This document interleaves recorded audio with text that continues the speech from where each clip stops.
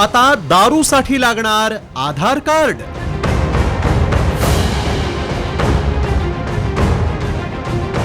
दारू खरेदीसाठी आता वयाची अट। 25 वर्ष पूर्ण असतील तरच मिळणार दारू।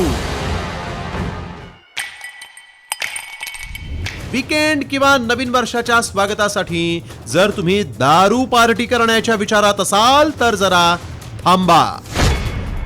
दारू खरेदीसाठी तुम्हाला आता वयाची अट पूर्ण करावी लागणार आहे। दारू खरेदीसाठी आधार कार्ड सक्तीचं करण्यात आलंय। त्यामुळे आता सहज बाजारात मिळणाऱ्या मदिरेसाठी कागदपत्रांची पूर्तता करण्याची तयारी तुम्हाला करावी लागणार आहे।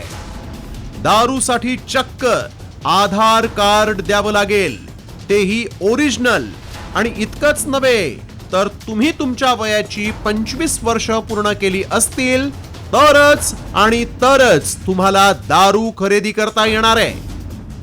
दारू विक्रीसाठी नेमक्या काय गाईडलाईन्स आहेत त्याही पाहूया। 25 वर्षाखालील व्यक्तींना दारू विक्री बेकायदेशीर ठरणार। दारू विक्री करणाऱ्या हॉटेल्स, क्लब, रेस्टॉरंट्सना नियम बंधनकारक। ग्राहकांच्या ओळखपत्राच्या हार्ड कॉपीच्या पडताळणीचे आदेश।